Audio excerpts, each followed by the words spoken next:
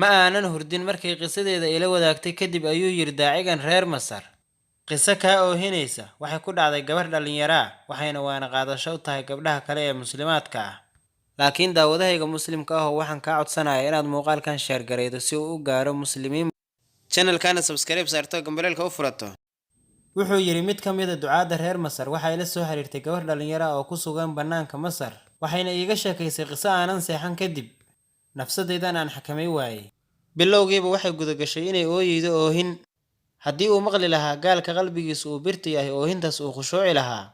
Haweentan ayaa ooyeysay oohin in muddo ah. Hal kelimana aysan ku hadlin. Daaciguna wuxuu isku dayayay inuu dajiyo. Markaas kadib ayay tiri sheekhow. Waxaan dareemayaa inaan adduunka faaruqi rabo.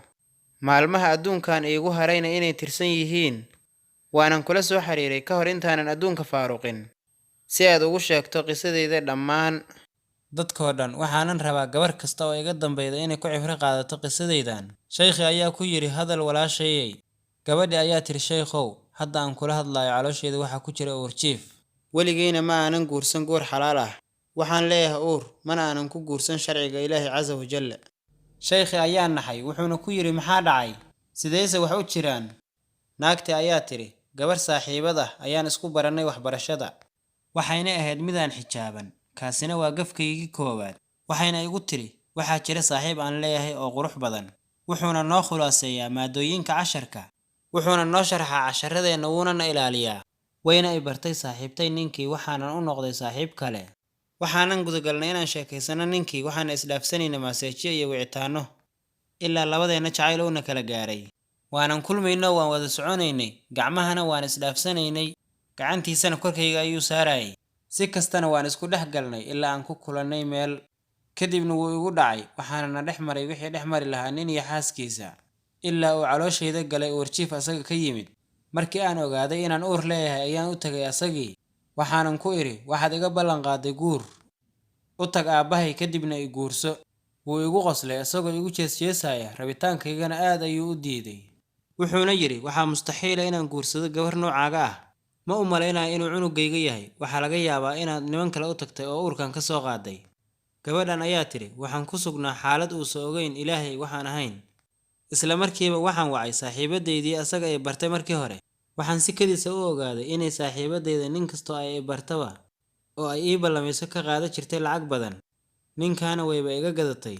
Naagtan ayaa tiri sheekhow waxaan go'aansaday inaan hooyaday iyo aabbahay la fariisto kadibna aan wax walba u sheego. Aniga qolkayga ayaan ku jiray ayaguna qolkooda ayay ku jireen. Markii aan u soo dhawaaday arrintii ayaa ila weynaatay waanan ka cabsaday oo waan ka qarsaday. Waxaanan go'aansaday inaan habaryartay u tago kadibna aan u sheego wax walba. Waanan u tagay habaryar oo waxaan fariistay horteeda kadibna waxaan awoodi waayay inaan hal xaraf ku dhawaaqo. Kadib waxaan go'aansaday inaan abtigay u tago aan u sheego wixii dhacay. Kadib waxaan u sheegay qisadeyda. Waxaan ku yiri Ilaah baan kugu dhaarshay waxaan rabaa inaan iska soo rido ilmahan. Mana awoodo taas kadib caloosha ayuu iga garaacay ilaa aan u dhawaaday inaan dhinto. Markuu dareemay inaan hortiisa ku dhiman rabo ayuu iga joojiyay garaacii. Wuxuuna yiri waxaan diyaar u ahay inaan ka takhaluso uur jiifkan. Waxaan u tagaynaa dhakhtar aan saaxiib nahay laakiin waxaa shardi ah inaan kula jiifto. Waxay leedahay gabadhan wallaahi sheekhow. Waxaan ku sugnaa xaalad aysan ogeyn Ilaahay cid aan ahayn. Haddana abtigay ayaa igu dhacay oo iga sinaystay. Adduunyadii ayaa mugdi igu noqotay markuu saas sameynayay. Markuu iga dhamaaday kadib ayuu ii geeyay dhakhtarkii waxaana la iga soo riday cunugii. Muddo kasta abtigay wuu ii yeerayay wuxuuna igu hanjabay haddii aan la seexan inuu i fadeexay doono. Wuuna iga sinaysay wuu igu dhacay ilaa aan wareeray. Waxaan mar labaad u laabtay ninkii dhalinyarada ahaa waxaa laga yaabaa inuu i guursado. Waxaanan gudagalay inaan xasuusiyo jacaylkeennii iyo masaajyadeennii. Wuxuu yiri waan kuu hiloobay si uu iigu dhaco. Wuuna iga sinaystay mar kale. Sheekhana wuxuu ku sugnaa xaalad oohin iyo murugo ah oo aysan ogeyn Ilaahay cid aan ahayn. Waxay tiri waxaan ku lumay abtigay iyo ninkan dhalinyarada agtooda.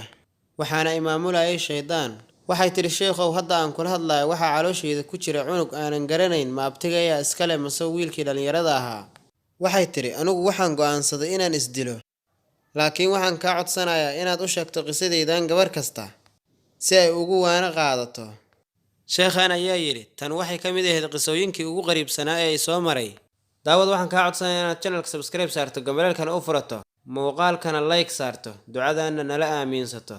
فاللهم استرنا فوق الأرض وتحت الأرض ويوم العرض علي. اللهم احفظ بناتنا ونساءنا وشابات المسلمين. اللهم إنا نعوذ بك من هتك الستر.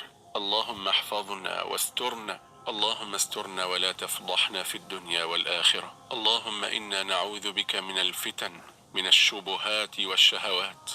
اللهم جنبنا الفواحش والفتن ما ظهر منها وما بطن.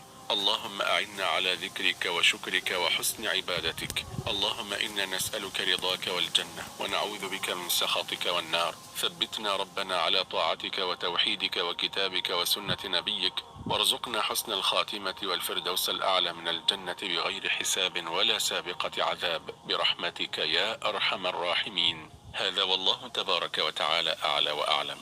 وصل اللهم وسلم وبارك على سيدنا محمد وعلى آله وصحبه أجمعين. دمتم في رعاية الله وأمنه، والسلام عليكم ورحمة الله وبركاته.